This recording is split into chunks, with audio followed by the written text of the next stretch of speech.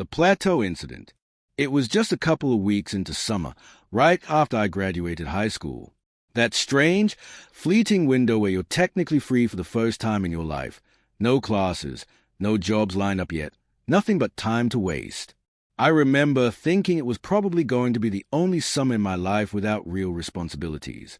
In Wyoming, there's this thing new graduates do, or at least, at my school we like to think it's a tradition.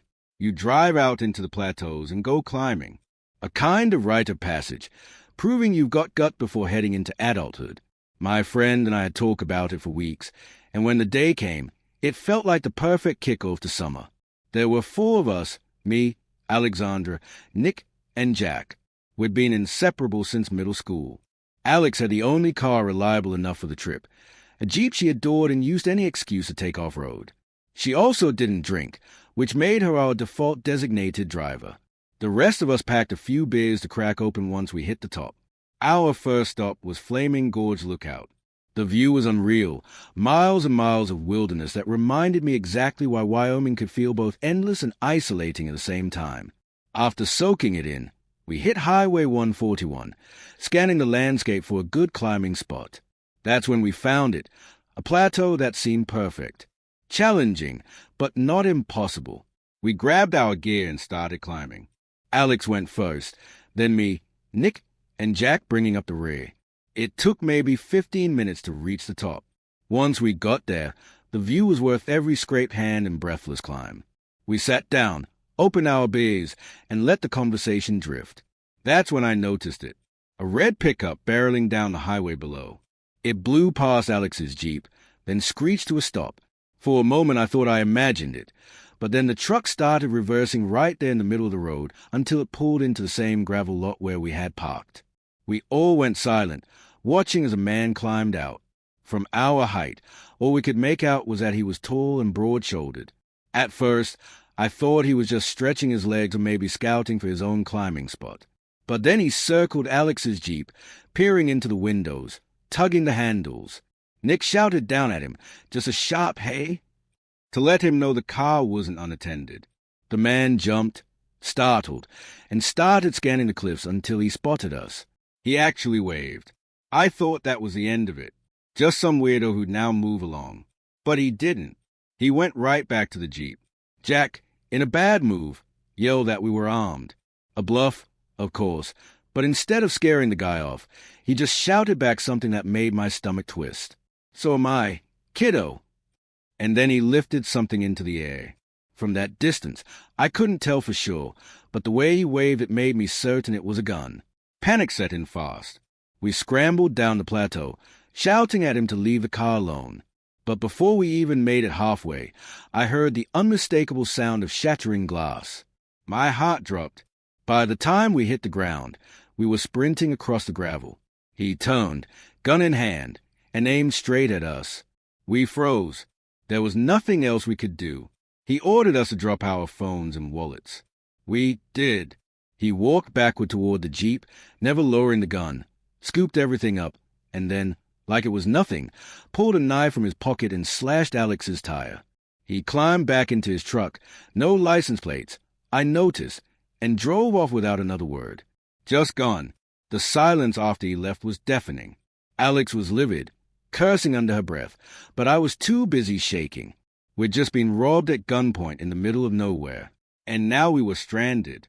Jack and I swapped out the tires fast as we could. Alex drove like a maniac trying to catch up with the truck, but it was useless. He'd vanished. By the time we gave up and limped back to town, all of us were numb. We called the cops from Alex's mom's phone, gave them the details we remembered, but with no plates, no real distinctive features, and just older white guy with a beard. There wasn't much they could do. We never heard back. What should have been one of the best nights of our lives turned into a memory that still makes my chest tighten. To this day, I can't drive through those plateaus without remembering the way he pointed that gun at us. Calm, casual, like he'd done it before. And maybe he had. The town that wouldn't let us leave. My name's Sophia, and this happened 3 years ago when I was 19. My brother Luke had just graduated in California, and I was helping him drive his stuff cross-country back to New Jersey. It was supposed to be a fun road trip, Grand Canyon, Zion, all the stops. The only rule drilled into us by our parents: don't stop in New Mexico. We tried to follow that. But the U-Haul was guzzling gas faster than expected, and by the time the gauge dipped low, we had no choice but to pull off into a nowhere town. The place was wrong, silent, empty. The kind of silence that felt staged, like people were watching from behind curtains. At the gas station, men stared at us too long. A guy smoking outside never broke eye contact with me. Luke brushed it off, but I could feel the weight of their attention like fingers press against the back of my neck. We just needed gas, then back to the highway. But the town didn't let us go. We could see the interstate in the distance, yet every road bent away from it, dead-ended, or spat us back into the same streets. GPS was useless, roads that didn't exist, signal cutting in and out. It was like the place was folding in on itself, rerouting us in circles. Luke finally went back into the station for directions. He came out pale, muttering that the clock told him to drive 17 miles away from the highway through back desert roads. He said the guy was too confident, almost rehearsed. My stomach turned cold. Then a pickup pulled alongside us. Dusty, old, a man inside asked if we were lost. Luke reluctantly told him the directions we'd been given. The man's voice dropped flat, serious.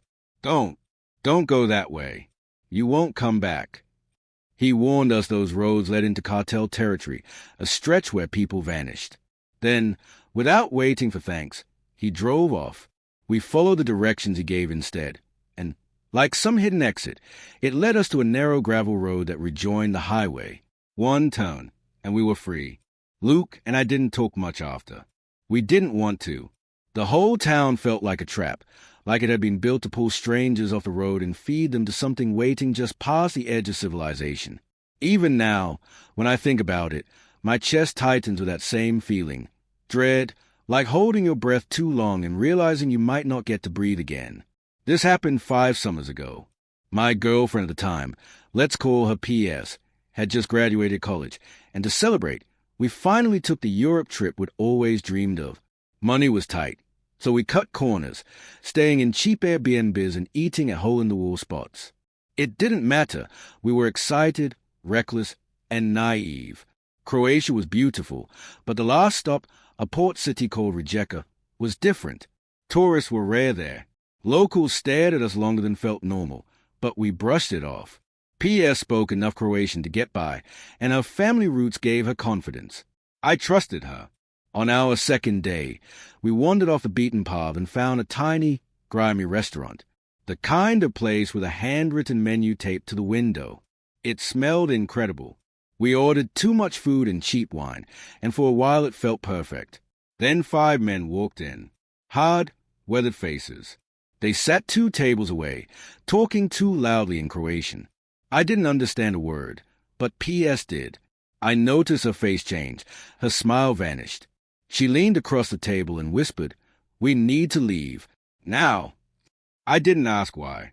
I just threw bills on the table and followed her out. She gripped my arm hard, dragging me through the empty streets. Finally, outside, she told me what she'd overheard. The men weren't joking.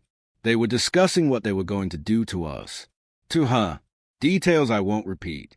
That's when I made the mistake of looking back. All 5 were outside now, watching us, and then walking toward us. We ran, full sprint through silent residential blocks, footsteps pounding behind us. When I glanced back, they were chasing us openly, closing in. 10 of the longest minutes of my life. We didn't stop until we reached the crowded city center, collapsing among strangers. When I looked back again, the men stood 2 blocks away, staring, smiling. They knew they couldn't touch us in public. Later, an older local at a cafe overheard us. He told us, flat out, we were idiots for wandering there. The place we'd eaten? A known hangout for organized criminals. We hadn't just been in the wrong neighborhood. We'd walked into their den. The rest of the trip was ruined. We barely left our room until our flight home. To this day, I can't shake the thought. If P.S. hadn't understood their words, if we'd stayed even 5 minutes longer, we never would have made it out of Rijeka alive.